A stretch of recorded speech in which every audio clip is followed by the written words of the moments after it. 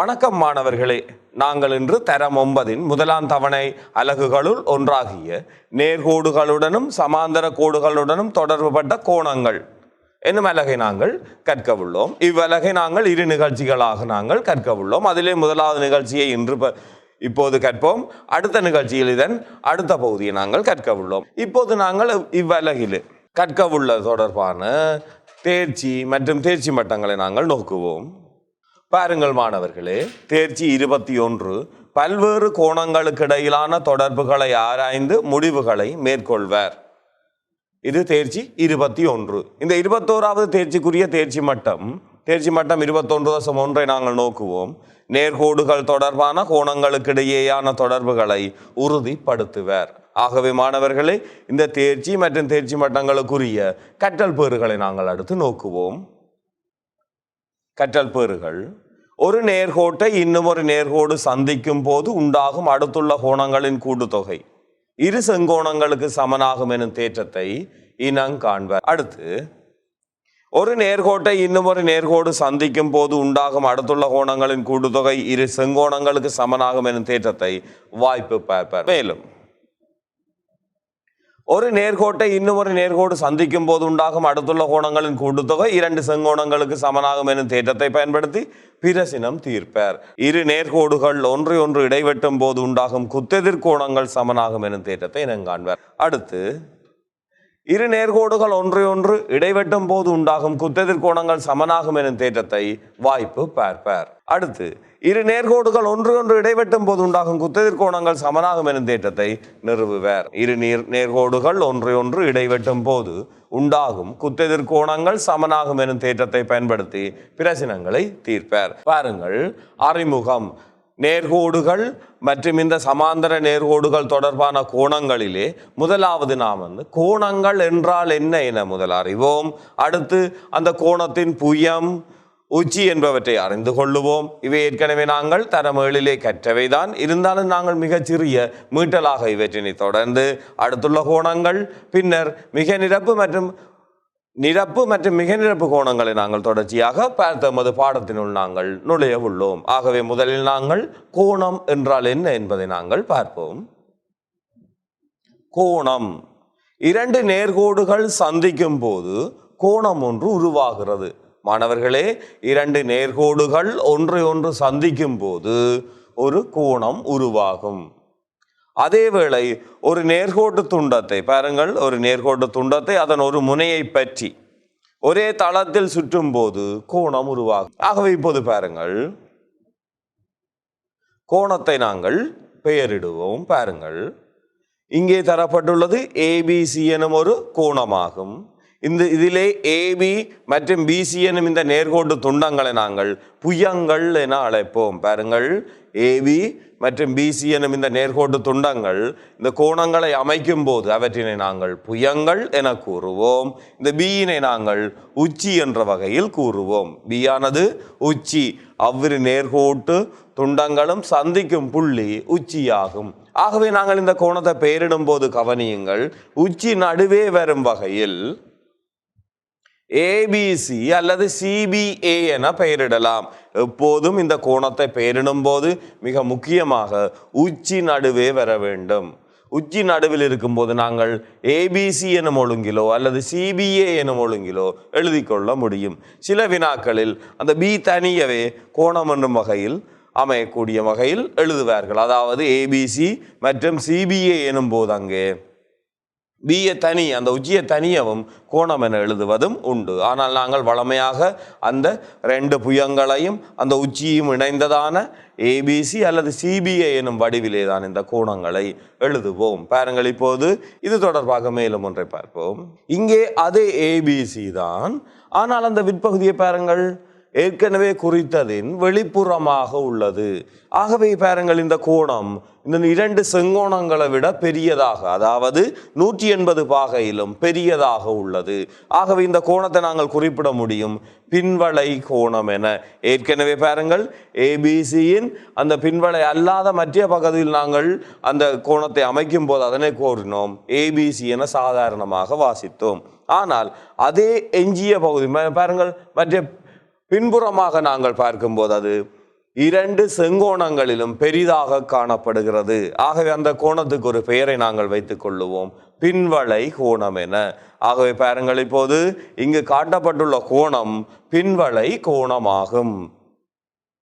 இதனை பின்வளை ஏபிசி அல்லது பின்வளை சிபிஏ என்ற வகையில் எழுதி கொள்ளுவோம். பின்வளை கோணங்களை எழுதும் போது அந்த கோணத்திற்கு முன்னால் பின்வளை என்பதை கட்டாயமாக நீங்கள் எழுதி கொள்ள வேண்டும். சாதாரணமாக ஏபிசி என எழுதினோம் எனில் அது பின்வளை கோணம் அல்லாத கூர்ங்கோணம் அல்லது விரிகோணம் அல்லது செங்கோணமாக இருக்கலாம். நேர்கோணத்திலும் பெரிய கோணங்களை நாங்கள் வகை குறிக்கும் போது கட்டாயம் அதனை நாங்கள் பின்வளை கோணம் என்ற வகையில் எழுதி கொள்ளுதல் வேண்டும். ஆகவே பாருங்கள், அடுத்துள்ள கோணங்கள் தொடர்பாக நாங்கள் நோக்க உள்ளோம். எங்களுக்கு ஏற்கனவே இப்போ கோணம் என்றால் என்ன என்பது தெரியும்.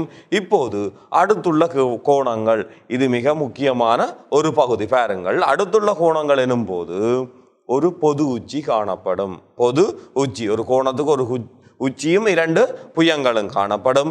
இங்கே அந்த உச்சி பொதுவாக இருத்தல் வேண்டும் இந்த அடுத்துள்ள கோணங்களுக்கு. அடுத்து பொது புயம் காணப்படும். அந்த ஒரு கோணத்தின் இரண்டு புயங்களுள் ஒன்று மற்ற கோணத்துக்கு பொதுவானதாக காணப்படுதல் வேண்டும். அடுத்து பொது புயத்தின் இருபுறத்திலும் அந்த கோணங்கள் அமைந்திருக்கும். பொதுப்புறத்தின் இருபுயத்திலும் அந்த கோணங்கள் அமைந்திருத்தல் வேண்டும். பார்ப்போமா இப்போது ஒரு அடுத்துள்ள கோணத்தை பாருங்கள். அடுத்துள்ள கோணங்கள் இங்கே தரப்பட்டுள்ள உருவில் ஏஓபி பாருங்கள், ஏஓபி எனும் கோணத்தையும் பிஓசி எனும் கோணத்தையும் நாங்கள் கருதுவோம். இந்த உருவிலே மொத்தமாக எத்தனை கோணங்கள் உண்டு? 3. பாருங்கள், ஏஓசி என்பது பெரிய கோணம், அதிலே ஏஓபி என்பது ஏஓசியின் ஒரு பகுதி. பாருங்கள், ஓபி எனும் புயம் என்று.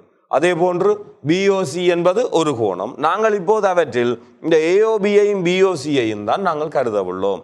இவ்விரு கோணங்களுக்கும் பாருங்கள் பொது உச்சியாக ஓ காணப்படுகின்றது. பாருங்கள், இந்த ரெண்டு கோணங்களுக்கும் பொது உச்சி ஓ.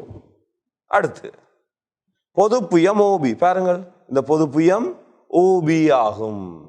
பாருங்கள், இதிலே இந்த ஓபி என்பது இவ்விரு கோணங்களுக்குமான பொது புயம். பொது புயத்தின் இருபுறத்திலும் இந்த கோணங்கள் அமைந்துள்ளன. பாருங்கள், இந்த ஓபியிற்கு மேலும் கீழும் பாருங்கள், இருபுறமும் ஒரே புறமாக அல்ல, ஒன்று மேலே அமைந்தால் மற்றது கீழே, அவை இருபுறமும் அமைந்துள்ளன. ஆகவே பாருங்கள், அடுத்துள்ள கோணங்களாக இருக்க வேண்டுமெனில் பொது உச்சி காணப்படுதல் வேண்டும். இங்கே ஓ பொது உச்சி. அடுத்து பொது புயம் ஒன்று காணப்படுதல் வேண்டும். ஆம், இங்கே ஓபி என்பது பொது புயம். அந்த பொது புயத்தின் இருபுறமும் அவ்விரு கோணங்களும் அமைந்திருத்தல் வேண்டும். ஆகவே பாருங்கள், இங்கே ஓபிக்கு மேலாக இந்த ஏஓபி எனும் கோணத்தின் பொது புயமான ஓஏயும் பிஓசி எனும் கோணத்தின் மத்திய புயமான ஓசியும் ஓபிக்கு இருபுறமும் அமைந்துள்ளமையால் இது ஒரு அடுத்துள்ள கோணங்களாக அமையும். எது? ஏஓபியும் பிஓசியும். ஏஓபியும் பிஓசியும் ஓர் அடுத்துள்ள கோணச்சோடி ஆகும். பார்ப்போம் மேலும் ஒன்றை. அதே படம், ஆனால் இரண்டு கோணங்களும் வேறுபடுகின்றன. பாருங்கள், ஏஓபி எனும் கோணத்துடன் நாங்கள் இந்த ஏஓசி எனும் பெரிய கோணத்தை எடுக்கின்றோம். பாருங்கள், தரப்பட்டுள்ள உருவில் ஏஓபி மற்றும் ஏஓசி எனும் கோணங்களை நாங்கள் கருதுவோம். இவை அடுத்துள்ள கோணங்களா இல்லையா என்பதை நாங்கள் பரீட்சிப்போம். முதலில் பாருங்கள், பொது உச்சியாக இந்த இரண்டுக்கும் ஓ காணப்படுகின்றது. பொது உச்சி இந்த இரண்டு கோணங்களுக்கும் ஓ. பொது புயம் ஓஏ. இங்க பாருங்கள், பொது புயம் ஓஏ இங்கே தரப்பட்டுள்ள பொது புயமாக ஓஏ அமைந்துள்ளது. இந்த பொது புயத்திற்கு ஒரே புறத்தில் தான் பாருங்கள், இருபுறத்திலும் கோணங்கள் அமைந்திருக்கவில்லை. பாருங்கள், ஓஏயின் ஒரே பக்கத்தில் தான் ஓபியும் ஓசியும் அமைந்துள்ளன. அடுத்துள்ள கோணங்களாக அமைய வேண்டுமெனில் அவ்விரு கோணங்களும் பொது புயத்தின் இருபுறமும் அமைந்திருத்தல் வேண்டும். ஆகவே இந்த ஏஓபியும் ஏஓசியும் அடுத்துள்ள கோணங்கள் அல்ல. ஏனெனில் அவை பொது உச்சியை கொண்டிருந்தாலும் பொது புயத்தை கொண்டிருந்தாலும் பொது புயத்தின் ஒரே பக்கத்தில் அமைந்துள்ளதால் இவற்றினை நாங்கள் அடுத்துள்ள கோணங்கள் என நாங்கள் குறிப்பிட முடியாது. ஆகவே கோணம் ஏஓபியும் கோணம் ஏஓசியும் ஓர் அடுத்துள்ள கோணச்சோடியாக அமையாது. ஆகவே நாங்கள் இப்போது அடுத்துள்ள கோணச்சோடிகள் பற்றி பார்த்துள்ளோம். நிரப்பு கோணங்கள். அப்ப நிரப்பு கோணங்கள் எனும்போது அங்கே 90 பாகையாக அமைதல் வேண்டும். பாருங்கள், ஒரு கூர்ங்கோணச் ஜோடியின் கூட்டுத்தொகை ஒரு கூர்ங்கோணச் ஜோடியின் கோணங்களின் கூட்டுத்தொகை 90 பாகை எனின் அக்கோணச் ஜோடி நிரப்பு கோணச் ஜோடி எனப்படும். ஏனெனில் 90 பாகை எனும் போது அது செங்கோணம். செங்கோணத்திலும் சிறிய கோணங்களாக நிச்சயமாக கூர்ங்கோணங்கள் மாத்திரமே அமைதல் முடியும். ஆகவே அந்த அவ்விரு கோணங்களாக அந்த கூர்ங்கோணங்கள் அமையும். அந்த கூர்ங்கோணங்களின் கூட்டுத்தொகை 90ஆக அமைந்தால் அந்த கோணச்சோடி நிரப்பு கோணச்சோடி ஆகும். கூட்டுத்தொகை 90 ஆவதற்கு தரப்பட்ட கூர்ங்கோணத்துடன் கூட்டப்பட வேண்டிய கூர்ங்கோணம் தரப்பட்ட கோணத்தின் நிரப்பு கோணம் எனப்படும். அதாவது ஒரு கோணம் தரப்படுகின்றது, உதாரணமாக ஒரு 30 பாகை. அந்த 30 பாகையின் நிரப்பு கோணத்தை நாங்கள் காண வேண்டும் எனில் அந்த 30உடன் 90 ஆகுவதற்கு அந்த கூட்டப்பட வேண்டிய அந்த 60 பாகை, 30 சக 60 தான் 90, அந்த 60 பாகை தான் அந்த 30 பாகையின் நிரப்பு கோணமாக அமையும். இப்போது பாருங்கள், ஏபிசி மற்றும் டிஇஎஃப் எனும் கோணங்களை நோக்குங்கள். ஏபிசி எனும் கோணமானது 35 பாகை, டிஇஎஃப் எனும் கோணமானது 55 பாகை. ஆகவே இதிலிருந்து பாருங்கள், தரப்பட்டுள்ள உருவில் ஏபிசி 35, டிஇஎஃப் ஆனது 55 பாகை ஆகும். இதிலிருந்து நாங்கள் பாருங்கள் இந்த இவ்விரு கோணங்களையும் கூட்டுவோம். நிரப்பு கோணங்கள் எனும் போது கூட்டி பார்ப்போம்.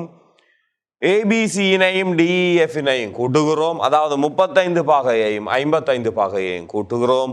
அவை கூட்டும் போது எங்களுக்கு அங்கே 90 பாகை கிடைக்கின்றது. ஆகவே இவ்விரு கூர்ங்கோணங்களினதும் கூட்டுத்தொகை 90 பாகையாக அமைகிறது. ஆகவே இவ்விரு கோணங்களும் நிரப்பு கோணங்களாகும். ஆகவே பாருங்கள், எனவே ஏபிசி டிஇஎஃப் ஆகிய கோணச்சோடி நிரப்பு கோணங்கள் ஆகும். அவை நிரப்பு கோணம் எனும்போது அவ்விரு கோணங்கள் எனும் கூட்டுத்தொகை 90 பாகையாக அமைதல் வேண்டும். மேலும் இங்கே பாருங்கள், இந்த ஏபிடி எனும் கோணத்திலே ஏபிசி எனும் கோணம் 40 பாகை, சிபிடி எனும் கோணம் 50 பாகை. ஆகவே இங்கே பாருங்கள், தரப்பட்டுள்ள உருவில் ஏபிசி 40 பாகை, ஏபிடி 50 பாகை ஆகும். ஏபிசியினையும் ஏபிடியினையும் நாங்கள் கூட்டும் போது 40 சக 50 அது 90 பாகை. அத்துடன் பாருங்கள், ஆகவே இதிலிருந்து இந்த கோணச்சோடி நிரப்பு கோணங்கள் ஆகும். ஏபிசியும் ஏபிடி ஆகிய கோணச்சோடி நிரப்பு கோணங்கள் ஆகும். இந்த ஏபிசி மற்றும் ஏபிடி எனும் கோணங்கள் அடுத்துள்ள கோணங்கள் பொது உச்சி பியை கொண்டவை. பொது புயமாக பிசி இங்கே காணப்படுகிறது. பிசிக்கு இருபுறமும் இவ்விரு கோணங்களும் அமைந்ததால் இது அடுத்துள்ள கோணங்கள் ஆகும்.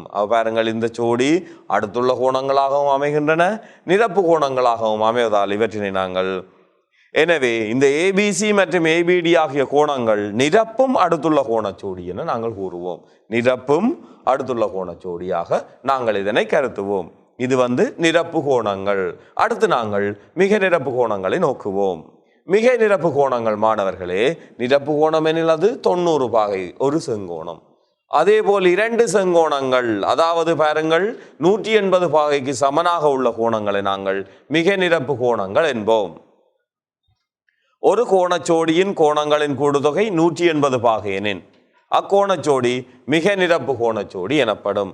அதாவது ஒரு கோணச்சோடியின் கோணங்களின் கூடுதொகை 180 பாகையாக வந்தால் அக்கோணச்சோடி மிக நிரப்பு கோணச்சோடி என்றவாறு அழைக்கப்படும்.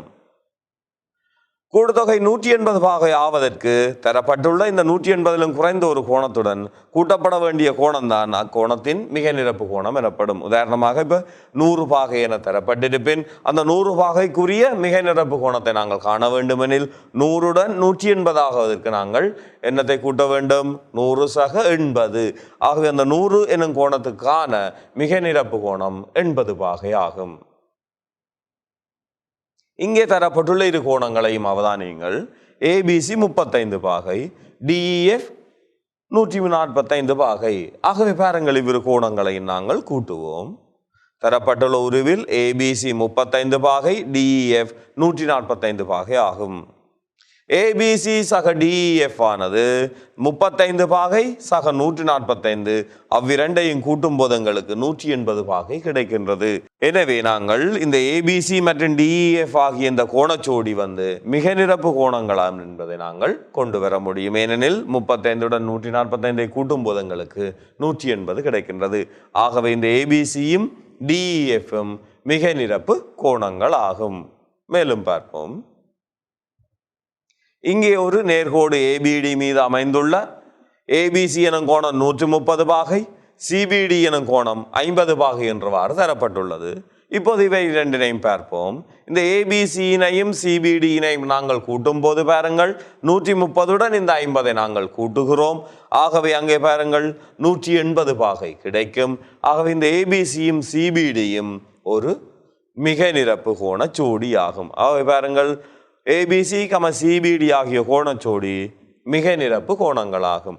ஆனால் இவ்விரு கோணங்களுக்கும் பொது உச்சி பி ஆகவும் பொது புயமானது பிசி ஆகவும் காணப்படுமையால் இதனை நாங்கள் சொல்லலாம் ஏபிசி சிபிடி ஆகிய கோணங்கள் இரண்டும் அடுத்துள்ள கோணங்கள். பாருங்கள் பொது உச்சி பி, பிசி என்பது பொது புயம். இந்த பிசியின் இருபுறமும் தான் இந்த ஏபிசி எனும் கோணமும் சிபிடி எனும் கோணமும் அமைந்துள்ளமையால் இதனை நாங்கள் அடுத்துள்ள கோணங்கள் என சொல்லலாம். அடுத்துள்ள கோணங்களாக இருப்பதுடன் இவை மிக நிரப்பு கோணங்களாகவும் இருப்பதால் இவற்றினை நாங்கள் ஏபிசி சிபிடி ஆகியன ஒரு மிகை நிரப்பும் அடுத்துள்ள கோணச்சோடியாகும் என்று நாங்கள் இங்கே அழைக்க முடியும். ஆகவே அடுத்துள்ள கோணங்களில் இவை மிக நிரப்பியாக அமைவதால் மிகை நிரப்பும் அடுத்துள்ள கோண ஜோடியாகும் என்பதை நாங்கள் இங்கே அறிந்து கொண்டுள்ளோம். ஆகவே மாணவர்களை பாருங்கள், அடுத்து இந்த நிரப்பு கோணங்கள் மிக நிரப்பு கோணங்கள் தொடர்பான ஒரு சிறிய பயிற்சியை நாங்கள் பார்ப்போம். பருமன் 34 பாகை ஆகவுள்ள கோணத்தின் நிரப்பு கோணத்தின் பருமன் யாது? ஆகவே பாருங்கள், இப்போது எங்களுக்கு 34 பாகை பருமன் உள்ள ஒரு கோணம் தரப்பட்டுள்ளது. அதன் நிரப்பு கோணத்தின் பருமனை நாங்கள் காண வேண்டுமெனில், அதாவது நிரப்பு கோணம் எனும் போது அது செங்கோணத்துக்கு அதாவது 90 பாகைக்கு சமனாக அமைதல் வேண்டும். அப்போ 34 பாகையை நாங்கள் 90ஆக மாற்றுவதற்கு இன்னும் எத்தனையை சேர்க்க வேண்டும். ஆகவே இதன் நிரப்பு கோணத்தின் பருமனை நாங்கள் காண்பதற்கு 90 - 34 அந்த 90லிருந்து அந்த கோணத்தை கழிப்பதன் மூலம் நாங்கள் இங்கே அதற்குரிய நிரப்பு கோணத்தை பெற்றுக்கொள்ளலாம். ஆகவே பாருங்கள், 0ல் 4 போகாது, 10ல் 4 போனால் 6, ஆகவே 9ல் 1 கடன் எடுத்தோம். ஆகவே 8ல் 3 போனால் 5, 56 பாகை. ஆகவே 34 பாகையின் நிரப்பு கோணம் 56 பாகை. அதாவது 34 பாகையை 90 ஆக்குவதற்கு நாங்கள் இன்னும் 56 சேர்க்க வேண்டும். அவ்வளவுதான் விஷயம்.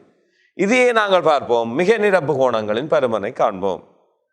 பருமன் 34 பாகையாக உள்ள மிக நிரப்பு கோணத்தின் பருமன் யாது? ஆகவே இதிலிருந்து நாங்கள் இந்த மிக நிரப்பு கோணத்தின் பருமனை காண்பதற்கு 180லிருந்து நாங்கள் அந்த 34னை கழிக்கின்றோம்.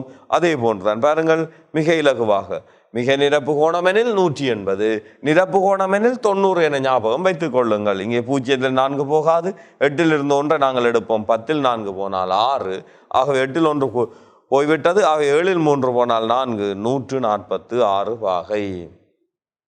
ஆகவே பாருங்கள், இந்த 34 பாகையின் நிரப்பு கோணத்தின் பருமனையும் மிக நிரப்பு கோணத்தின் பருமனையும் நாங்கள் கண்டோம். மேலும்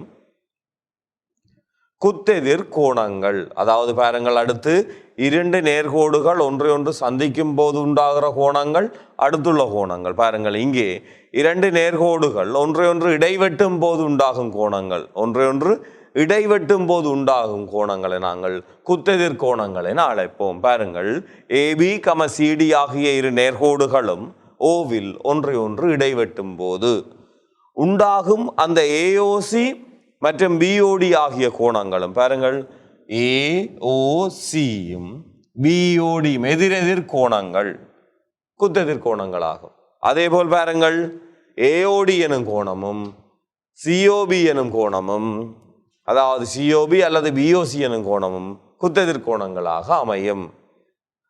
ஆகவே இவை குத்தெதிர் கோணங்கள் பருமனில் ஒன்றுக்கொன்று சமனாகும். இது தரமட்டிலே நாங்கள் கற்றுள்ளோம். இந்த குத்தெதிர் கோணங்கள் பருமனில் ஒன்றுக்கொன்று சமனாகும். பாருங்கள், எக்ஸ் வடிவில் காணப்படுகின்றன. ஆகவே இதனை நாங்கள் குத்தெதிர் கோணங்கள் என்று அழைக்க முடியும். ஆகவே இதிலிருந்து பாருங்கள், ஏஓசி என்பது பிஓடிக்கு சமன். குத்தெதிர் கோணங்கள் ஒன்றுக்கொன்று சமனாகும். ஆக பாருங்கள், ஏஓசிக்கு எதிரான அந்த குத்தெதிர் கோணம் பிஓடி ஆனது ஏஓசியும் பிஓடியும் சமனாகும் வகையில் அமைந்துள்ளது. ஆக பாருங்கள், ஏஓடி ஆனது பிஓசிக்கு சமன். பாருங்கள், இந்த ஏஓடி எனும் கோணம் பிஓசி எனும் கோணத்திற்கு சமனாகும். குத்தெதிர் கோணங்கள் ஒன்றுக்கொன்று சமனாகும். இரண்டு நேர்கோடுகள் ஒன்று இடைவெட்டுவதால் உண்டாகும் குத்தெதிர் கோணங்கள் சமனாகும். மேலும் ஒரு புள்ளியை சுற்றி ஒரு தளத்தில் இருக்கும் கோணங்கள் பாருங்கள். இப்போது ஒரு புள்ளியை சுற்றி ஒரு தளத்தில் இருக்கும் கோணங்கள் மொத்தம் 360 பாகை. அது நாங்கள் ஏற்கனவே கற்றுள்ளோம். பாருங்கள், தரப்பட்டுள்ள உருவில் ஏபிசி மற்றும் சிபிடி ஏபிடி என்பன புள்ளி பியை சுற்றி அமைந்துள்ளன. அந்த புள்ளி பியை சுற்றி ஏபிசி, சிபிடி மற்றும் ஏபிடி எனும் கோணங்கள் மூன்றும் இந்த பி எனும் புள்ளியை சுற்றி அமைந்துள்ளதால், ஆகவே ஏபிசியுடன் சிபிடியுடன் இந்த ஏபிடியை கூட்டுவதால் எங்களுக்கு 360 பாகை கிடைக்கின்றது. இது நாங்கள் தரமட்டிலே கற்ற ஒரு விடயம். ஒரு புள்ளியை சுற்றி ஒரு தளத்தில் இருக்கும் கோணங்களின் கூடுதொகை 360 பாகையாகும். ஆகவே நாங்கள் ஏற்கனவே பார்த்தோம் அதிலே குத்தெதிர் கோணங்கள் சமன் என. இப்போது ஒரு புள்ளியை சுற்றியுள்ள கோணங்களின் கூடுதொகை 360 பாகை என்பதை பார்த்துள்ளோம். இப்போது பாருங்கள், மிக இலகுவாக ஒரு புள்ளியை சுற்றியுள்ள கோணங்களின் கூடுதொகை 360 பாகை என்பதை கொண்டு ஒரு சிறிய பயிற்சியை நாங்கள் இப்போது பார்க்க உள்ளோம். தரப்பட்டுள்ள உருவிலே பாருங்கள், ஏஓ, ஓபி, டிஓ, சிஓ எனும் நேர்கோட்டு துண்டங்கள் ஓவில் ஒன்று சந்திக்கின்றன. அவற்றின் பருமன்கள் பாருங்கள், ஏஓடி 2x, ஏஓபி 110 பாகை, பிஓசி 80 பாகை, டிஓசி 3x. உருவில் தரப்பட்டுள்ள தகவல்களை கொண்டு கோணம் டிஓசியின் பருமனை காண வேண்டும். இங்கு டிஓசி என தரப்பட்டிருப்பது 3x குறிக்கப்பட்டுள்ளது. ஆகவே நாங்கள் இந்த 3x நேரடியாக காண முடியாது. இவற்றினை தீர்ப்பதன் மூலம் எக்ஸின் பெருமானத்தை நாங்கள் முதலில் காணுவோம். அதிலிருந்து நாங்கள் இந்த டிஓசி எனும் கோணத்தின் பருமனை காண முடியும். பாருங்கள், ஏஓபி சக பிஓசி சக சிஓடி சக ஏஓடி எனும் இந்த 4 கோணங்களை நாங்கள் கூட்டும் போது எங்களுக்கு 360 பாகை கிடைக்கும். ஏனெனில் ஒரு புள்ளியை சுற்றியுள்ள கோணங்கள் 360 பாகையாகும். ஏற்கனவே இதைத்தான் நாங்கள் இப்போது பார்த்துள்ளோம். பாருங்கள், ஏஓபி, பிஓசி, டிஓசி மற்றும் ஏஓடியினை கூட்டும் போது எங்களுக்கு 360 பாகை கிடைக்கின்றது. ஏஓபி ஆனது 110, பிஓசி 80 பாகை, டிஓசி 3x, ஏஓடி 2x. ஆக பாருங்கள், 110 சக 80 சக 3x சக 2x உடன் சேரும் போது எங்களுக்கு 360 பாகை கிடைக்கின்றது. அந்த கோணங்களுக்காக நாங்கள் அட்சரங்களையும் இந்த எண்பெருமானங்களையும் தரப்பட்டுள்ள இந்த எண்பெருமானங்களை நாங்கள் பிரதியிடுகிறோம். இதிலிருந்து பாருங்கள், மிக இலகுவாக இந்த 110உடன் 80ஐ கூட்டும் போது 190 நிகர்த்த உறுப்புகளை கூட்டலாம். அத்துடன் இந்த 3xஐயும் 2xஐயும் கூட்டுவோம், 5x. அங்கே x நிகர்த்த உறுப்புகள், அதனால் 3 சக 2 5x என்றவாறு பெறப்படும். ஆகவே 190 சக 5x சமன் 360. இப்போது பாருங்கள், xஐ காண வேண்டும். அதற்காக நாங்கள் 5xஐ முதலில் காணுவோம். 5x ஆனது 190உடன் கூட்டப்பட்டுள்ளது. ஆகவே இருபுறமும் நாங்கள் இந்த 190னை கழிப்போம். இது எங்களுக்கான வெளிப்படை உண்மை. ஆக இந்த 190லிருந்து 190ஐ கழிப்பது போல் 360லிருந்து 190ஐ கழிக்கின்றோம். அது கழிக்கும் போது பாருங்கள், எஞ்சிய இந்த 5x ஆனது 360லிருந்து நாங்கள் 190ஐ கழித்தால் அது 170. ஆகவே 5x ஆனது 170க்கு சமன். இப்போது xஐ காண வேண்டும். ஒரு எளிய சமன்பாடு தீர்த்தல் வடிவில் நாங்கள் இதனை சுருக்கி கொண்டு செல்கிறோம். xஐ காண்பதற்காக நாங்கள் இருபுறமும் 5னால் வகுப்போம். ஆகவே x சமன் 170 கீழ் 5.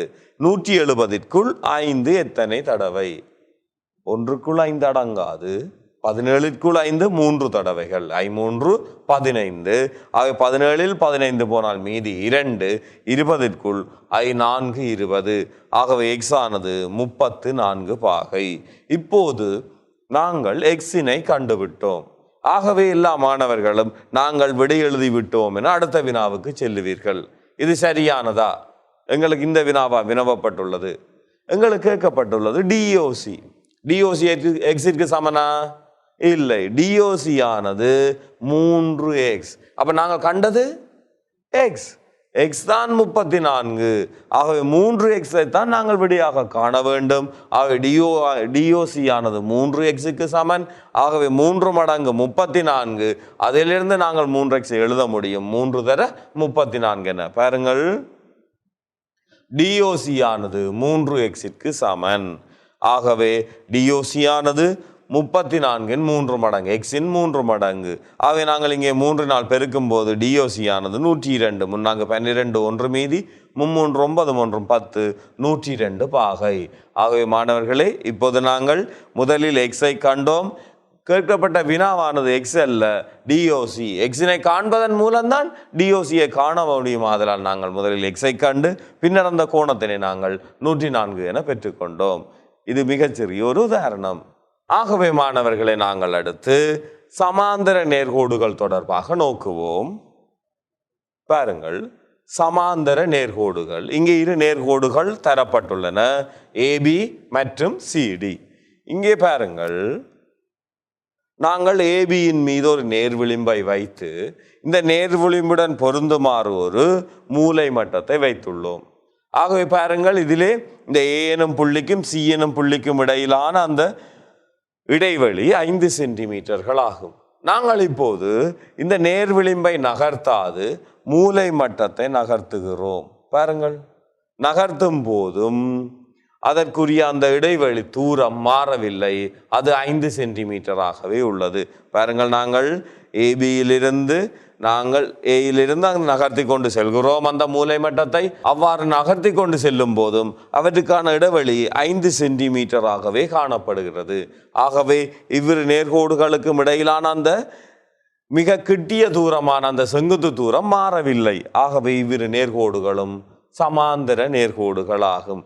எவ்வளவு நாங்கள் நீட்டிக்கொண்டு சென்றாலும் அவ்விரு நேர்கோடுகளுக்கும் இடையிலான அந்த கிட்டிய தூரம் மாறாவிடின் அவ்விரு நேர்கோடுகளும் சமாந்தர நேர்கோடுகள் என அழைக்கப்படும். இரண்டு நேர்கோடுகளுக்கு இடையிலான செங்குத்து தூரம் எப்போதும் சமமாக இருப்பின் அவை சமாந்தர நேர்கோடுகள் எனப்படும். அவை பாருங்கள், இவை ஏபியும் சிடியும் இங்கு சமாந்தரம் என நாங்கள் ஏற்கனவே பயிற்சித்து பார்த்தோம். ஆகவே பாருங்கள், இங்கு ஏபி சிடி எனும் நேர்கோடுகள் சமாந்தரமாகும். இந்த சமாந்தரம் என்பதை நாங்கள் பாருங்கள் குறிப்போம் இரு அம்புக்குறிகளால். ஒரு அம்புக்குறியை போட்டு காட்ட முடியும், அல்லது பல்வேறு சமாந்தர நேர்கோடுகள் வரும்போது நாங்கள் 2 அம்புக்குறிகள் சேர்ந்ததாக நாங்கள் அந்த பக்கங்களுக்கு சமன் என காட்டுவது போல் சமாந்தரம் என்பதை காட்டுவதற்கு இங்கே இரு அம்புக்குறிகளை நாங்கள் இட்டுக்கொள்ளுவோம். இது சமாந்தரம். ஏபி சமாந்தரம் சிடி எனும் போது இந்த குறியீட்டினை நாங்கள் பயன்படுத்துவோம். அவை பாருங்கள், 2 நேர்கோடுகளுக்கு இடையிலான அந்த மிக கிட்டிய தூரம் எப்போதும் மாறாவிடேன் அது ஒரு சமாந்தர நேர்கோடுகளாக அமையும். பார்ப்போம். நேர்கோடுகளுடன் தொடர்புபட்ட கோணங்கள். ஆகவே நாங்கள் ஏற்கனவே இதுவரை கற்றவற்றினை சிறிய மீட்டலாக நோக்கி தற்போது தரம் 9 முதலாவது பகுதி எங்களுடைய இந்த நேர்கோடுகள் மற்றும் சமாந்தர நேர்கோடுகளின் தொடர்புபட்ட கோணங்கள் எனும் பாடத்துக்குரிய தரம் 9க்கான முதலாவது பகுதி நேர்கோடுகளுடன் தொடர்புபட்ட கோணங்கள் தொடர்பாக நாங்கள் இப்போது பார்க்க உள்ளோம். முதலில் நேர்கோடுகளுடன் தொடர்பட்ட கோணங்களிலே பாருங்கள், இப்போது ஏஓபி என்பது ஒரு நேர்கோடு. ஓ எனும் புள்ளியில் வரையப்பட்ட இந்த கோணம் ஒரு நேர்கோணம். ஆகவே இது 180 பாகை. நாங்கள் இதனை ஒரு நேர்கோணம் என கூறலாம். ஒரு நேர்கோணத்தின் பருமன் 2 செங்கோணங்கள். 2 செங்கோணங்கள் என்பது அங்கே 180 பாகையை குறிக்கும். இங்கு நேர்கோடு ஏபி மீது புள்ளி ஓ உள்ளது. ஆகவே ஏஓபி என்பது ஒரு நேர்கோணம் ஆகும். ஏஓபி ஆனது 180 பாகை. நேர்கோணம் என்பது 180 பாகைக்கு சமனாகும். பாருங்கள், நேர்கோடுகளுடன் தொடர்பட்ட முதலாவது கோணம். நாங்கள் கோணங்களின் வகைகளிலே கூர்ங்கோணம், செங்கோணம், விரிகோணம், நேர்கோணம், பின்வளை கோணம் எனும் 5 கோணங்களை பார்த்துள்ளோம். அதில் நேர்கோணம் எனும் போது அந்த 2 செங்கோணங்களின் பருமனுக்கு சமனாக உள்ள கோணம் தான் நேர்கோணம் என பார்த்தோம். 2 செங்கோணங்கள் எனும் போது அது 180 பாகைக்கு சமனாகும். ஆகவே பாருங்கள், இப்போது இதனை வைத்துக் கொண்டு ஒரு சிறிய வினா ஒன்றை நாங்கள் பார்க்க உள்ளோம். பாருங்கள், இங்கு ஏஓசி மற்றும் பிஓசி ஆகிய கோணங்கள் அடுத்துள்ள கோணச்சோடிகளாக இருக்கும். ஏனெனில் ஓ என்பது ஒரு பொது உச்சி, ஓசி என்பது பொதுப்புயம். இந்த ஓசி எனும் பொதுப்புயத்தின் இருபுறமும் இந்த ஏஓசி மற்றும் பிஓசி எனும் கோணங்கள் அமைந்துள்ளமையால் இந்த ஏஓசி மற்றும் பிஓசி என்பன இரு அடுத்துள்ள கோணங்கள் ஆகும். ஆகவே இது ஒரு அடுத்துள்ள கோணச்சோடி ஆகும். இவை நேர்கோடு ஏபியின் மீது அமைந்துள்ளதால் இவை இந்த அடுத்துள்ள கோணச்சோடிகளின் கூட்டுத்தொகை 180 பாகையாக அமையும். ஆகவே இந்த ஏஓபி என்பது 180 பாகையாக அமைவதால் ஏஓசி சக பிஓசி என்பது 180 பாகை. மிக இலகுவாக நாங்கள் இப்போது ஏஓசியினையும் பிஓசியினையும் கூட்டும் போது எங்களுக்கு 180 பாகை கிடைக்கும். ஏனெனில் இந்த ஏஓசி மற்றும் பிஓசி எனும் இரு அடுத்துள்ள கோணங்கள் ஏஓபி எனும் நேர்கோட்டின் மீது அமைந்துள்ளதால் அது 180 பாகையாகும். ஆகவே பாருங்கள், இதற்குரிய தேற்றத்தினை நாங்கள் பார்க்கின்றோம். ஒரு நேர்கோடு மீது அமைந்திருக்கும் அடுத்துள்ள கோணங்களின் கூட்டுத்தொகை 2 செங்கோணங்கள் ஆகும். இது ஒரு தேற்றம். தேற்றம் என்பது மாணவர்களை நாங்கள் ஒரு முடிவினை, அதாவது கணிதத்தில் ஏற்கனவே நாங்கள் அறிந்துள்ள முடிவுகளை நாங்கள் தேற்றங்களாக நாங்கள் நோக்குவோம். தரம் 10, 11 அந்த தேற்றங்களை நாங்கள் நிறுவுவது தொடர்பாக மேலும் கற்க உள்ளோம். அதற்குரிய ஆரம்பம் தான் இந்த தரம் 9 எங்களுக்கான இந்த நேர்கோடு சமாந்தர நேர்கோடுகளுடன் தொடர்பட்ட கோணம். இதிலே தான் நாங்கள் இந்த கேத்திர கணிதத்தின் நிறுவல்களை முதலில் அறிமுகம் செய்ய உள்ளோம். அதில் இப்போது பார்க்கும் முதலாவது தேற்றம் தான் பாருங்கள்.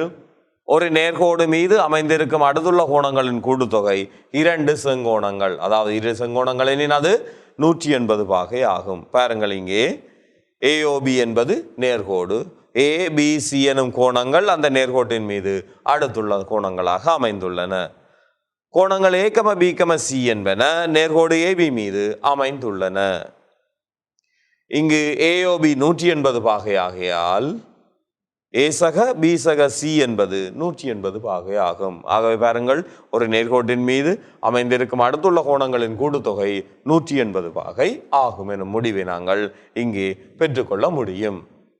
ஒரு நேர்கோட்டில் அமைந்திருக்கும் அடுத்துள்ள கோணங்களின் கூட்டுத்தொகை 180 பாகை ஆகும். ஆகவே இவை தொடர்பாக நாங்கள் மேலும் நோக்குவோம். ஏஓபி ஒரு நேர்கோடு, ஏஓசி ஆனது 105 பாகை, பிஓசி ஆனது எக்ஸ். ஆகவே இந்த ஏஓபி ஒரு நேர்கோடு ஆகையால் இந்த ஏஓசி மற்றும் பிஓசி எனும் இரு அடுத்துள்ள கோணங்களினதும் கூட்டுத்தொகையானது 2 செங்கோணங்களுக்கு சமனாகும், அதாவது 180 பாகைக்கு சமனாகும் எனும் தொடர்பினை பயன்படுத்தி நாங்கள் இப்போது இந்த எக்ஸின் பெருமானத்தை காண்போம். பாருங்கள், ஏஓசி சக பிஓசி சமன் 180 பாகை. எந்த ஒரு முடிவையும் நாங்கள் எழுதும் போது அதற்குரிய காரணத்தினை அருகிலே குறிப்பிடல் வேண்டும். இங்கே நேர்கோடு ஏஓபியின் மீது அடுத்துள்ள கோணங்களாக அமைந்திருப்பதால் தான் இவை இரண்டினதும் கூட்டுத்தொகை 180 என்பதை நாங்கள் பெற்றுள்ளோம். ஆகவே இதிலே பாருங்கள், ஏஓசி என்பதன் பருமன் எங்களுக்கு தெரியும் 105, சக பிஓசியின் பருமன் எக்ஸ். ஆகவே பாருங்கள், 105 சக எக்ஸ் தான் 180 பாகை. ஏஓசியின் பருமன் 105 பாகை, அதனுடன் பிஓசியின் பருமன் எக்ஸை சேர்க்கும் போது எங்களுக்கு 180 பாகை கிடைக்கும். இதிலிருந்து நாங்கள் எக்ஸை காண வேண்டும். 105 சக எக்ஸ் என கண்டுள்ளமையால் நாங்கள் இப்போது இருபுறமும் இந்த 105 நாங்கள் கழிப்பதன் மூலம் நாங்கள் எக்ஸை கண்டுகொள்ள முடியும். பாருங்கள், 105 105 போனால் 0. ஆகவே எக்ஸ் சமன் 180 சக 105, அது 75. ஆகவே எக்ஸ் ஆனது 75 பாகை. பாருங்கள், இதற்காக நாங்கள் நேர்கோடு ஏஓபி மீது உள்ள அடுத்துள்ள கோணங்களின் கூட்டுத்தொகை 180 பாகை என்பதை கொண்டு ஒரு தொடர்பினை கட்டி எழுப்பி அதனை தீர்ப்பதன் மூலம் நாங்கள் இங்கே எக்ஸின் பருமனை நாங்கள் கண்டுள்ளோம். எக்ஸின் பருமானமானது 75 பாகையாக எங்களுக்கு கிடைத்துள்ளது. மேலும் இங்கேயும் நேர்கோடு ஏஓபி மீது அமைந்துள்ள கோணங்கள் தரப்பட்டுள்ளன. அதிலே பாருங்கள், இந்த ஏஓசி என்பது ஒரு செங்கோணம். கோணத்திலே விசேட அடையாளம் மூலம் காட்டப்படுவது இது செங்கோணத்தை குறிக்கும். ஆகவே இது ஏஓசி என்பது ஒரு 90 பாகை, சிஓடி எக்ஸ் ஆகும். ஆகவே இதிலே ஏஓசி, சிஓடி மற்றும் டிஓபி எனும் கோணங்களின் கூட்டுத்தொகை 180 பாகை. ஏனெனில் ஏஓபி என்பது ஒரு நேர்கோடு ஏஓபியின் அடுத்துள்ள கோணங்கள் ஆதலால் இவை 180 பாகை எனும் முடிவுக்கு நாங்கள் வரலாம். ஆகவே ஏஓசி 90, சிஓடி எக்ஸ், சிஓபி ஆனது டிஓபி ஆனது 35 பாகையால் இவை மூன்றினதும் கூட்டுத்தொகை 180. இங்கே சுருக்கலாம் பாருங்கள், 90ஐயும் 35ஐயும் நாங்கள் கூட்டும் போது எங்களுக்கு அது 125. ஆக இந்த 125 பாகையுடன் இந்த எக்ஸ் எனும் கோணத்தை கூட்டும் போது எங்களுக்கு 180 கிடைக்கின்றது. இருபுறமும் நாங்கள் இந்த 125ஐ கழிப்போம். கழிக்கும் போது எக்ஸ் சமன் 180 125 நாங்கள் கழித்தால் எங்களுக்கு அங்கே 55 பாகை கிடைக்கின்றது. ஆகவே பாருங்கள், இங்கே இந்த மூன்று கோணம் செங்கோணம் எக்ஸ் 35 பாகை ஆகிய இந்த மூன்றும் ஒரு நேர்கோட்டின் மீது அடுத்துள்ளதாக அமைவதால் இவற்றின் கூட்டுத்தொகை 180 பாகைக்கு சமனாகும் என சமப்படுத்துவதன் மூலம் நாங்கள் எக்ஸ் சமன் 55 பாகை என்பதை நாங்கள் கண்டுள்ளோம். மேலும் இப்போது பாருங்கள், இங்கே ஒரு நேர்கோடு, இங்கே ஏஓசி ஆனது 3x எனவும் பிஓசி ஆனது எக்ஸ் எனவும் தரப்பட்டுள்ளது. ஆகவே இந்த 3x மற்றும் எக்ஸ் என்பன இந்த நேர்கோட்டின் மீது அடுத்துள்ள கோணங்கள் ஆதலால் நாங்கள் எழுத முடியும் ஏஓசி சக சிஓபி சமன் 180 பாகை என. இங்கே நேர்கோடு ஏஓபி மீது அடுத்துள்ள கோணங்கள் எந்த ஒரு முடிவையும் எழுதும் போது அதற்குரிய காரணத்தை அருகில் எழுதுகிறோம். ஆகவே பாருங்கள், 3x சக எக்ஸ் ஆனது 180 பாகைக்கு சமன். பாருங்கள், ஏஓசி ஆனது 3x, சிஓபி ஆனது எக்ஸ். ஆகவே 3x உடன் எக்ஸை கூட்டும் போது அது 180ற்கு சமனாகும். 3x உடன் எக்ஸை நாங்கள் சேர்த்தோம் எனில் அது 4x. அந்த 4x ஆனது 180 பாகை. ஆகவே நாங்கள் எக்ஸினை காண்க நாங்கள் 4 வகுப்போம். 180 கீழ் 4, 180 4 நாங்கள் பார்க்கும்போது 18 4 முறை 4 16 மீதி 2 20 5. ஆகவே எக்ஸ் ஆனது 45 பாகை. இப்போது நாங்கள் கண்டுள்ளோம் எக்ஸ் 45 பாகை என்பதை கண்டுள்ளோம். இதற்கு நாங்கள் நேர்கோடு ஏஓபி மீது உள்ள அடுத்துள்ள கோணங்களின் கூட்டுத்தொகை 180 என்ற தேற்றத்தை நாங்கள் பயன்படுத்தினோம். இங்கேயும் பாருங்கள், இன்னொரு நேர்கோடு தரப்பட்டுள்ளது. இந்த ஏஓபி ஒரு நேர்கோடு எனின் தரப்பட்டுள்ள கோணங்களின் பெருமானம் காண்க. இங்கே பாருங்கள், எக்ஸின் பருமனை காண எனக்கு எடுக்கப்படவில்லை. தரப்பட்டுள்ள ஒவ்வொரு கோணத்தினதும் பெருமானங்களை நாங்கள் காண வேண்டும். இங்கே தரப்பட்டுள்ள கோணங்களாக ஏஓசி எக்ஸ் எனவும் சிஓடி 3x எனவும் பிஓடி ஆனது 2x எனவும் தரப்பட்டுள்ளது. ஆகவே பாருங்கள், இதிலிருந்து ஏஓசி சக சிஓடி சக டிஓபி ஆனது 180 பாகைக்கு சமனாகும். இதிலிருந்து பாருங்கள், எக்ஸ் இவை நேர்கோடு ஏஓ மீது உள்ள அடுத்துள்ள கோணங்களாக அமைவதால் AOC x, COD 3x, DOP 2x சமன் 180 பாகை என எழுத முடியும். எக்ஸும் 3xம் 4x. அந்த 4x உடன் 2xஐ கூட்டும் போது எங்களுக்கு 6x. பாருங்கள், நிகர்த்த உறுப்புகள். ஆகவே நேரடியாக கூட்டுகிறோம். 6x 180 எனில் நாங்கள் எக்ஸினை மிக இலகுவாக காணலாம். 180 கீழ் 6 3 18. ஆகவே எக்ஸ் சமன் 30 பாகை. இது எக்ஸின் பருமனைத்தான் இப்போது கண்டுள்ளோம். வினாவானது தரப்பட்டுள்ள கோணங்களின் பெருமானங்களை நாங்கள் காண வேண்டும். ஆகவே பாருங்கள், முதலாவது இந்த ஏஓசியை பாருங்கள். ஏஓசி ஆனது எக்ஸிற்கு சமன். ஆகவே அது 30 பாகை ஆகும். அடுத்து சிஓடியை பாருங்கள், அது எக்ஸின் 3 மடங்கு. ஆகவே அது 3x ஆகும். 3x எனும் போது அங்கே 30 தர 3 3 தர 30 9 ஆகையால் அங்கே 90 பாகை. ஆகவே மூன்றாவது எஞ்சியுள்ள கோணம் பாருங்கள், பிஓடி அது 2x. ஆகவே பாருங்கள், டிஓபி எனும் கோணம் 2x, அது 60 பாகை. 2 தர 30 60 பாகை. ஆகவே நாங்கள் எக்ஸின் பருமனை கண்டு அதை வைத்துக்கொண்டு நாங்கள் ஒவ்வொரு 3 கோணங்களினதும் பருமன்களை நாங்கள் கண்டோம். ஆகவே மாணவர்களை நாங்கள் மேலும் ஒரு வினாவை நோக்குவோம். உருவில் ஓசியினால் ஏஓடி எனும் கோணமும், ஓசி என்பதால் ஏஓடி எனும் கோணமும், ஓஇயினால் பிஓடி அல்லது டிஓபி எனும் கோணமும் இருகூறிடப்படுகின்றன. இருகூறிடப்படுகின்றன இது இருகூறாக்கியாக அமையும். பாருங்கள், மொத்த கோணம் 2x எனில் இது x, இது x என அமையும். அதே போல் இதனை நாங்கள் 2y என கொண்டோம் எனில் y என்ற வகையில் அமைந்திருக்கும். இந்த சிஓஇ எனும் கோணமானது 90 பாகை என்பதை நாங்கள் காட்ட வேண்டும். இது 90 பாகை என காட்ட வேண்டும் எனில் பாருங்கள், இது எக்ஸக வையினை குறிக்கின்றது. எக்ஸக வை 90 எனின் அங்கே சிஓஇ ஆனது 90 பாகை என்பதை நாங்கள் காட்ட முடியும். ஆகவே பாருங்கள், ஏஓசி, சிஓடி, டிஓஇ, இஓபி எனும் இந்த 4 கோணங்களையும் எடுக்கின்றோம். ஏஓசி, சிஓடி, டிஓஇ மற்றும் இஓபி எனும் இந்த 4 கோணங்களையும் எடுத்தால் அது 180 பாகைக்கு சமனாகும். ஏனெனில் இந்த நேர்கோடு ஏஓபி மீது உள்ள இந்த கோணங்களின் கூடுதொகை 180. இப்போது ஒவ்வொன்றுக்கும் பாருங்கள், எக்ஸ் எக்ஸ் ஒய் ஒய் என்ற வகையில் நாங்கள் பிரதியிடுவோம். அவை மொத்தமாக பாருங்கள், எக்ஸாக வைசக வை எனும் இந்த 4 கோணங்களினதும் கூட்டுத்தொகை 180. எக்ஸுடன் எக்ஸை கூட்டலாம், வையுடன் வையை கூட்டலாம். நிகழ்த்த உறுப்புகளை மாத்திரமே கூட்ட முடியும். ஒரு எக்ஸும் ஒரு எக்ஸும் 2x, ஒரு வையும் ஒரு வையும் 2y, ஆகவே 2x ஆக 2y ஆனது 180. பாருங்கள், எக்ஸினது 2 மடங்கினதும் வையினது 2 மடங்கினதும் கூட்டுத்தொகை 180 பாகைக்கு சமனாகும். ஆகவே பாருங்கள், இந்த இரண்டிலுமே 2 பொதுவாக உள்ளது. பொதுக்காரணி, பொதுக்காரணியை நாங்கள் வேறாக்க முடியும் என தரமட்டிலே கற்றுள்ளோம். ஆகவே பாருங்கள், இப்போது 2 மடங்கு x ஆக y 180. பாருங்கள், இந்த 2x உள்ள 2ஐயும் 2yயில் உள்ள 2ஐயும் பொதுக்காரணியாக நாங்கள் வேறாக்கும் போது 2 மடங்கு x ஆக y தான் 180 பாகை. இதிலிருந்து பாருங்கள், ஒரு x ஆக y கண்டோமெனில் எங்களுக்கான அந்த விடையை பெற்றுக்கொள்ள முடியும். ஆக இந்த 2 மடங்கு x ஆக y ஆதலால் நாங்கள் இதனை 2 வகுக்கின்றோம். ஆகவே x ஆக y ஆனது 180 கீழ் 2ற்கு சமனாகும். 180ஐ 2 வகுத்தால் அது 90 பாகை. ஆகவே x ஆக y 90 பாகை. ஆகவே x ஆக y என எழுதும் போது பாருங்கள், இந்த COE எனும் கோணம் தான் எங்களுக்கு தேவை. ஆனால் அந்த COE எழுதலாம் COD சக DOE என. COD-யின் பருமன் x, DOE-யின் பருமன் y ஆகையால் நாங்கள் அங்கே x ஆக y என்ற வகையில் எழுதுகிறோம். ஆக COE ஆனது x ஆக y-யின் பருமனுக்கு சமனாகும். ஏற்கனவே எங்களுக்கு தெரியும் x ஆக y 90 பாகை ஆதலால் COE 90 பாகை. ஆகவே பாருங்கள், எங்களுக்கு விடை இங்கு தரப்பட்டுள்ளது 90 பாகை என காட்டுக. ஆகவே நாங்கள் அதற்காக நாங்கள் இந்த நேர்கோட்டில் அடுத்துள்ள கோணங்களின் கூட்டுத்தொகை 180 பாகை என்பதனை பயன்படுத்தி நாங்கள் சுருக்குவதன் மூலம் இந்த எக்ஸினதும் வையினதும் கூட்டுத்தொகையை பெற்றுக்கொண்டோம். அவை இரண்டின் கூட்டுத்தொகை தான் COE எனும் கோணத்தை குறிக்கின்றது என்பதால் நாங்கள் அதை மிக இலகுவாக 90 பாகை என காட்டியுள்ளோம்.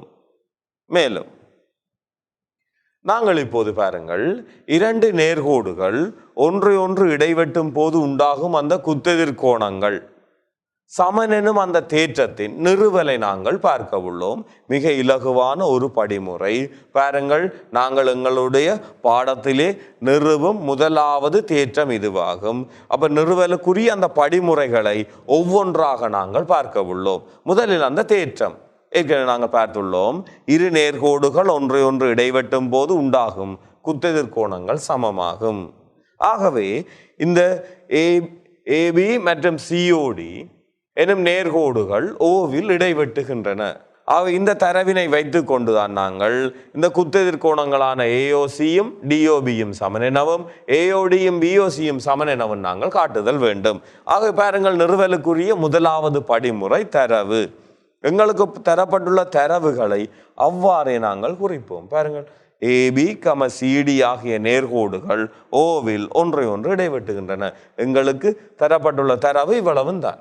AOCயும் BODயும் பாருங்கள், AOCயும் BODயும் சமன் என்பதையும் AODயும் BOCயும் சமன் என்பதையும் நாங்கள் காட்ட வேண்டும்.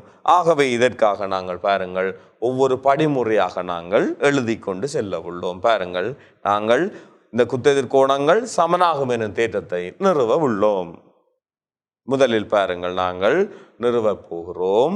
நிறுவல் என்பது மிக கடினமான ஒன்றல்ல மாணவர்களே. கேத்திர கணிதம் உங்களுக்கு ஒரு விருப்பமான ஒரு பாடமாக மாற வேண்டும். அந்த நிறுவல் என்பது ஒவ்வொரு படிமுறையாக நாங்கள் எழுதும் போது மிக இலகுவாகவும் நேரத்தை மிச்சப்படுத்தக்கூடிய ஒரு வினாவாகவும் அமையும். அவை கூர்ந்து கவனியுங்கள். AB ஒரு நேர்கோடு. பாருங்கள், எங்களுக்கு தரப்பட்டுள்ளது AB ஒரு நேர்கோடு. AB, CD என்பன இடைவெட்டுவதால் உண்டாகும் குத்தெதிர் கோணங்கள் சமனாகும் என்பதை தான் நாங்கள் நிறுவ வேண்டும். AB ஒரு நேர்கோடாகையால் அதன் அடுத்துள்ள கோணங்களாக பாருங்கள், AOBயும் இந்த BOCயும் கூட்டுத்தொகை 180 பாகை. ஒரு நேர்கோட்டின் மீது அடுத்துள்ள கோணங்களின் கூட்டுத்தொகை பாருங்கள், இவ்விரு கோணங்களினதும் கூட்டுத்தொகை 180 பாகை. ஏனெனில் இவ்வாறு எழுதுகிறோம், AB ஒரு நேர்கோடு.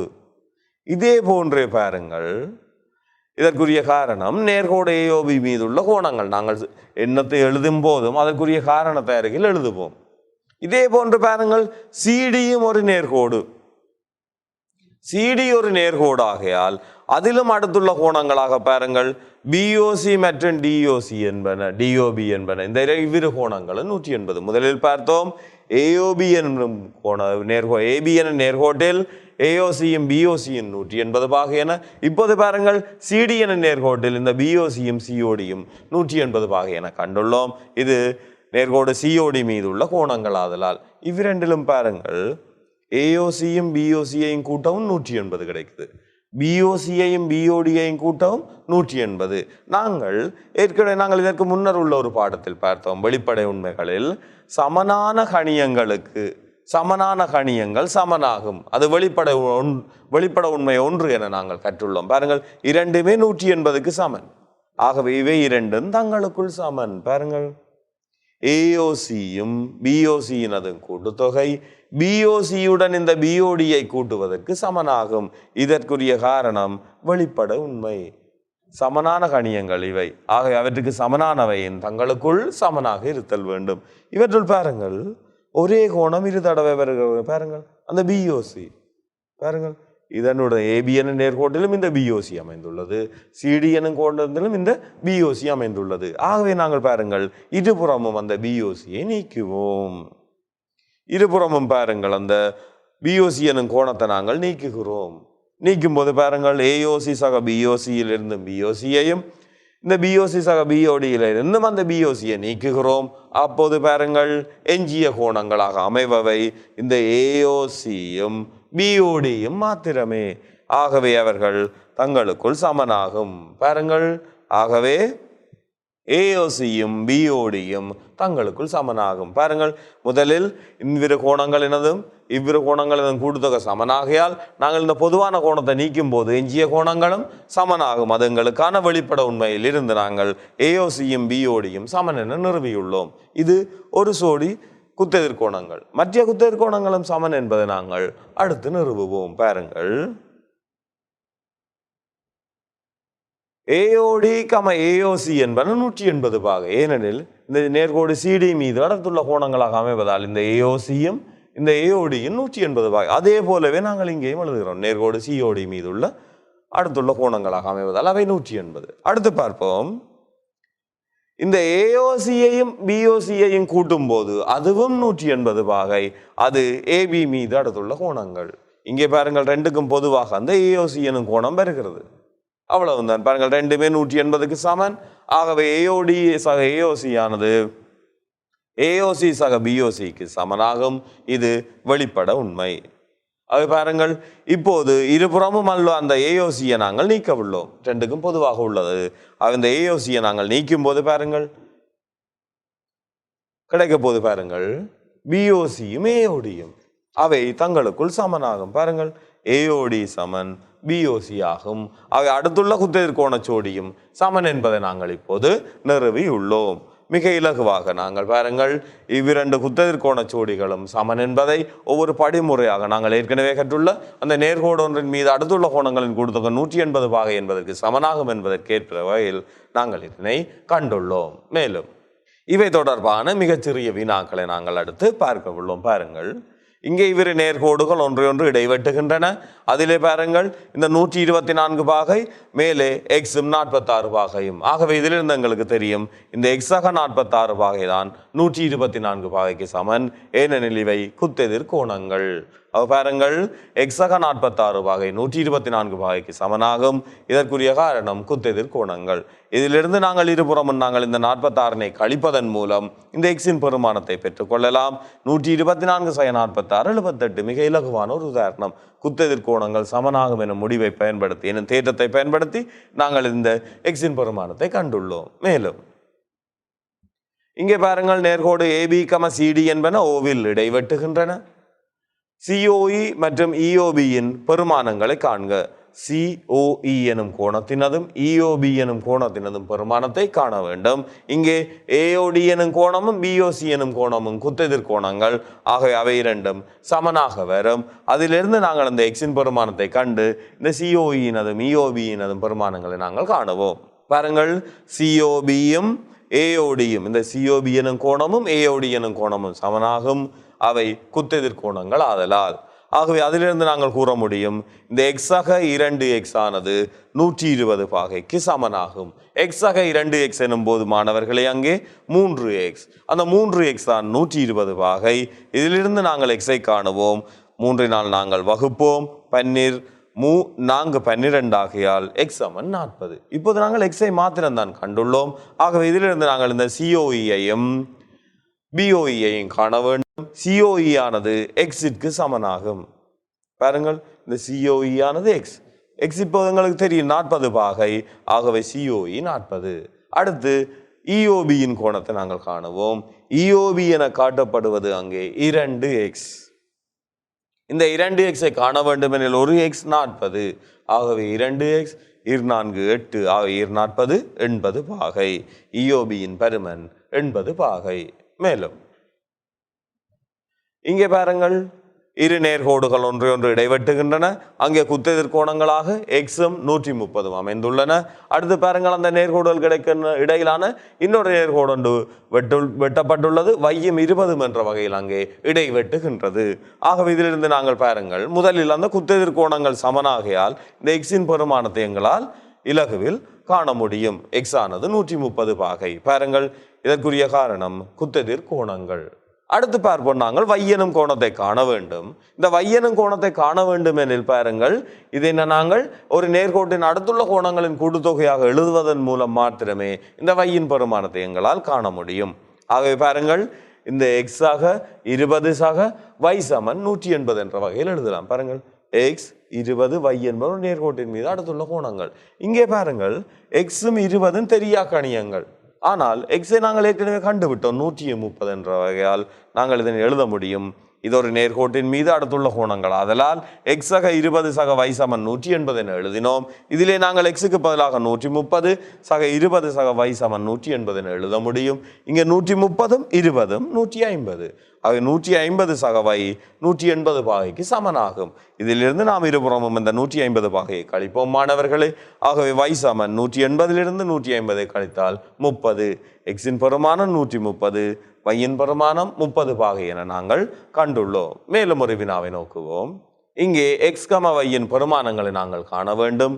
ஆகவே முதலில் பாருங்கள், இந்த 2x ஆக 90 தான் 180 பாகை. முதலில் எதனை இலகுவில் காண முடியும்?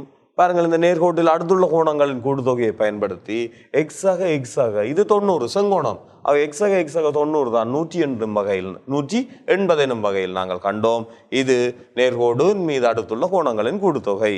எக்ஸ் ஆனது 2x, ஆகவே 2x ஆக 90 180. இருபுறமும் இந்த 90ஐ நாங்கள் நீக்குவதால் 2x சமன் 90 என பெறுவோம்.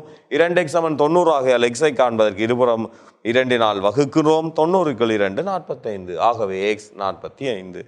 எக்ஸ் 45 பாகை ஆகும்போது வையினை காண்பதற்காக நாங்கள் பாருங்கள், இவ்விரு நேர்கோடுகளும் ஒன்று இடைவெட்டுவதால் உண்டாகும் குத்தெதிர் கோணங்கள் ஒன்றான வையும் அந்த எதிர்ப்புறத்தில் எக்ஸ் சக 90 காணப்படுகிறது. ஆகவே நாங்கள் y சமன் 90 சக எக்ஸ், அதாவது எக்ஸ் சக 90 பாகை என்ற வகையில் எழுதுவோம். எக்ஸ் ஏற்கனவே கண்டுவிட்டோம் 45 பாகை.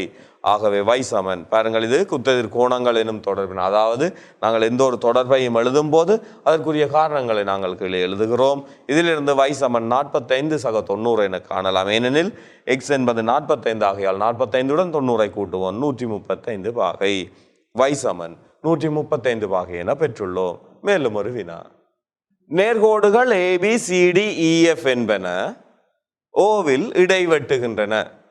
இதிலிருந்து பாருங்கள், A சக B சக C எனும் கோணங்களின் பெருமானங்களை நாங்கள் கூட்டுத்தொகையை நாங்கள் காண வேண்டும். A சக B சக C இன் பெருமானத்தை நாங்கள் காண்பதற்காக பாருங்கள், நாங்கள் முதலில் இந்த COEயும் FODயும் Cக்கு சமன். பாருங்கள், COD ஆனது COE எனும் கோணம் இந்த FOD எனும் கோணத்துக்கு சமன். ஆகவே அது C ஆகும். அது குத்தெதிர் கோணங்களாக அமையும். இவ்வாறே பாருங்கள், AOC COE EOB சமன் 180 என்ற வகையில் எழுதலாம். பாருங்கள், இப்ப இதிலே இந்த கோணம் CNல் இந்த 3 கோணங்களின் கூட்டுத்தொகை 180 நேரடியாக தொடர்பு எழுதலாம். பாருங்கள், COE ஆனது FODக்கு சமன், அது C. ஆகவே நாங்கள் இப்போது இந்த நேர்கோடு AOBயின் மீது அடுத்துள்ள கோணங்களான AOC, COE மற்றும் EOB என 3 கோணங்களின் கூட்டுத்தொகையை நாங்கள் எழுதுகிறோம் 180 பாகை என. அது நேர்கோட்டில் அடுத்துள்ள கோணங்களாக அமைவதால்.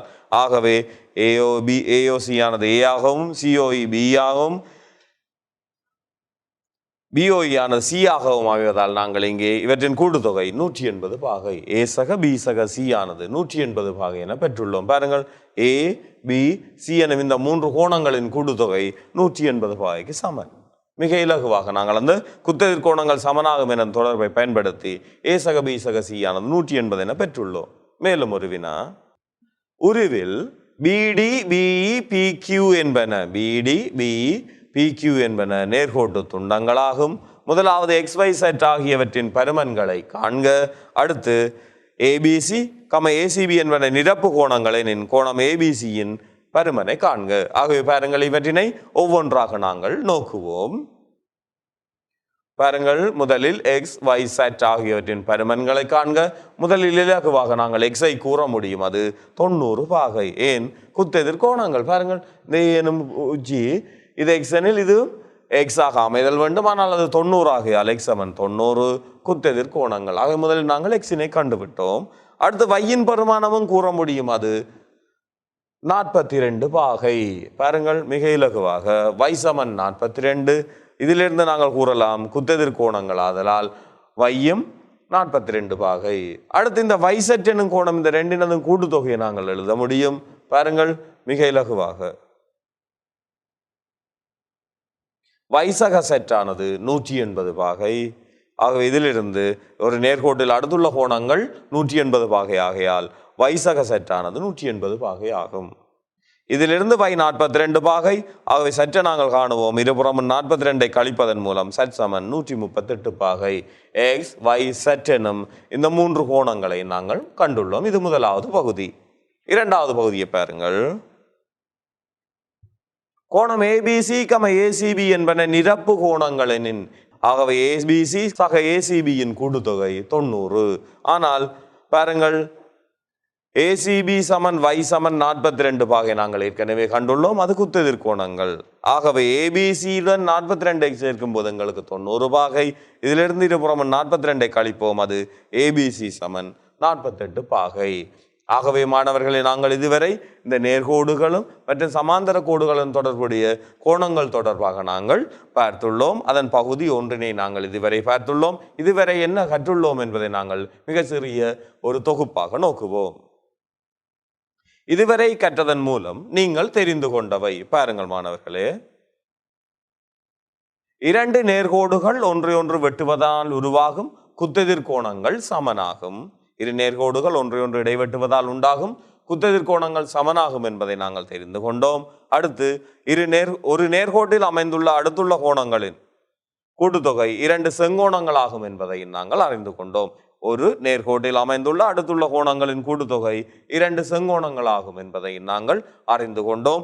ஆகவே மாணவர்களே, இது எங்களுடைய நேர்கோடுகள் மற்றும் சமாந்தர கோடுகளுடன் தொடர்பட்ட கோணங்கள் எனும் பாடத்துக்குரிய முதலாவது பகுதியாகும். இந்த பகுதியிலே நாங்கள் குத்தெதிர் கோணங்கள் மற்றும் அடுத்துள்ள கோணங்கள் தொடர்பாக நோக்கியுள்ளோம். அடுத்து வரும் நிகழ்ச்சியிலே நாங்கள் அந்த சமாந்தர நேர்கோடுகளுடன் தொடர்பட்ட கோணங்களை நாங்கள் பார்க்க உள்ளோம். ஆகவே மாணவர்கள், இந்த முதலாவது பகுதிக்குரிய இந்த நிகழ்ச்சியை நீங்கள் பார்ப்பதன் மூலம் உங்களுடைய பாட புத்தகத்தில் இவை தொடர்பான வினாக்களை நீங்கள் உங்களை மிக இலகுவாக செய்து கொள்ள முடியும்.